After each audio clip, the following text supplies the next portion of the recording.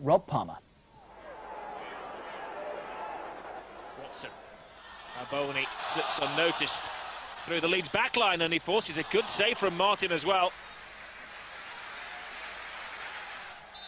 And Villa have found their form. Their last away game they beat Derby. They haven't lost in 5 games, and they've made a good start here as the ball is put in by Gareth Southgate. What a soft goal for Leeds to concede. And this seemed to take an age to go in. It came, I think, off his heel.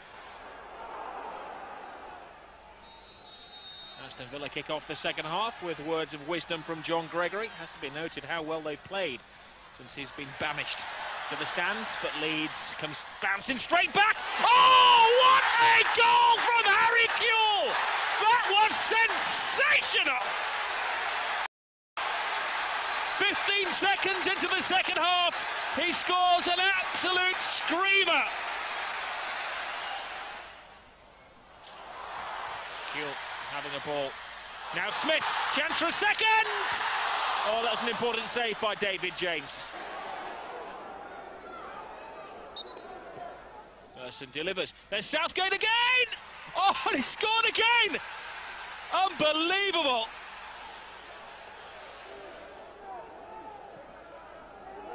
Goalkeeper stays in his line. Oh, what an unbelievable flying save from Nigel Martin. He turned himself inside out to stop Merson there.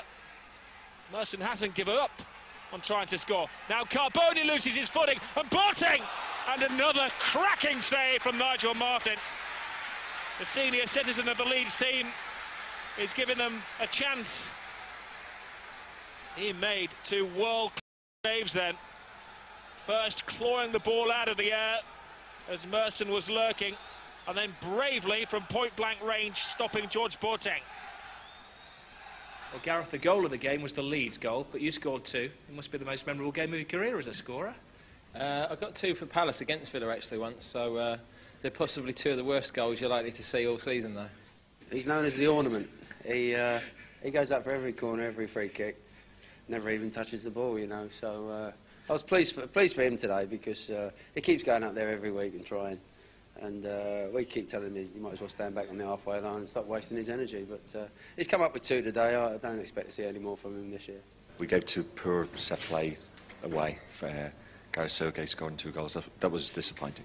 The game will be remembered for that tremendous Harry Kewell goal, but I suppose for you it's the 2 soft goals you conceded. 2 soft goals. Harry's goal was, fantastic, and it came at a great time. You got back into the game the second half, and had a chance then with Alan Smith maybe to go 2-1 up, but then we give us, as I say, a silly second goal away, and you can't afford to do that at this level.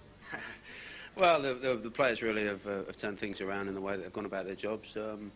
We've probably got a better blend and a better balance in the side at the moment, and it's been very effective over the last 5 or 6 games. And today really just epitomised what we've been doing over the last 3 or 4 weeks. It was we came here full of confidence actually after a great performance against Tottenham in midweek, and we seriously thought we had a good chance of winning here. Is it a dressing down for them, or do you try and boost the confidence?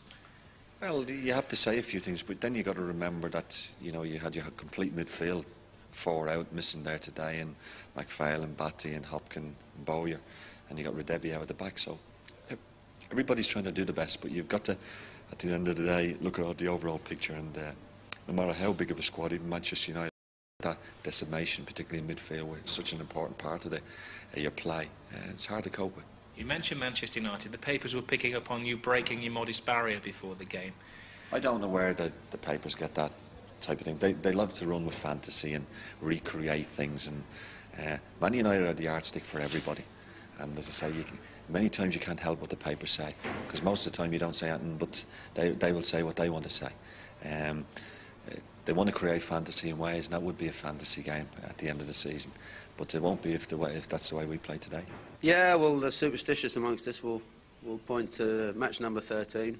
It happened to us last year. We went 12 games unbeaten, and then the 13th game we lost to Liverpool. And it's funny how those things tend to come around. But it was a good time to come here today, without any doubt. I can't overlook the fact that Leeds were below full strength. They had 1 or 2 missing in their lineup, but you still got to capitalise on it, and I think we did today.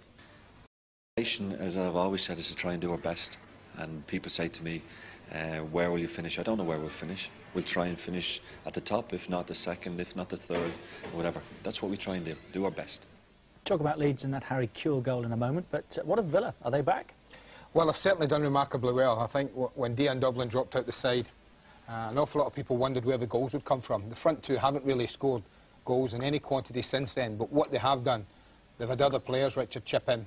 Paul Merson and Ian Taylor in particular have scored vital goals from midfield that have won them and drawn them matches, and of course 2 today from a central defender in Gareth Southgate. That's been great. But that can only happen for so long, and I think John knows that. He cannot rely on goals every week from midfield and defence. He's got to find a blend that gets his front two, whoever they are, in scoring positions, and goals been scored. No such problems for Leeds United in the shape of Harry Kewell today, who has found the net a few times this season, but amongst the best, surely. Yeah, I think they talked about goal of the game. I think it might be goal of the day, and certainly might be goal of the year so far. Great strike, but Villa will consider this as that. Look at, we've got the clock on it. Rob Palmer thought it was 15 seconds. We'll see here. And really, as it drops to George Boateng, I don't know what he's trying here. Maybe 2 touches, maybe a little ball drop back there, but he's looking to hook it round the corner somewhere. Not sure who he saw, but having given it away, and to be honest, Richard, when it drops there, gets under his feet a little, but you're probably shouting to someone, shoot. Any defender would be saying to Harry Kewell, hit it. And my goodness, doesn't he? He's hitting it from what? What is that? Almost 39 yards. That's a strike. And that's across David James and in the corner before the keeper can move. And it was 11.2, Rob, not 15 as he thought. So get it right. Carling Premiership, let's have a look. One game to come from today's fixtures, postponed until tomorrow. Tomorrow night's match, Coventry and Chelsea. Have changed. Wednesday still bottom, Watford in there, and Bradford City now as a result of the defeat at Southampton today. Derby's win takes them out. Significant movement, but they have played a game more. Then comes Southampton, Newcastle down because Wimbledon bounced up a couple of places, Coventry down as well. Then it's the Dons, Middlesbrough and West Ham into the bottom half, despite the fact they picked up a very good point today.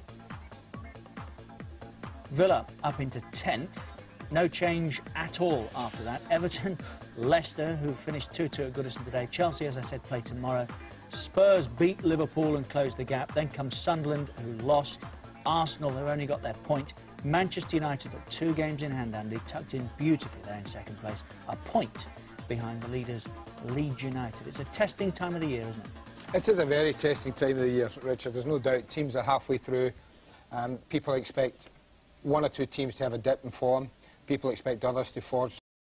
But you just can't help thinking, and how often we see it, that when a team doesn't play and teams have a chance of opening up a gap, as Leeds did there, as Arsenal had today as well, and getting up there, that they let the chance go. And Alex Ferguson sitting in a beaching reel probably with a big cigar thinking, oh, it's been a pretty good weekend so far, isn't it?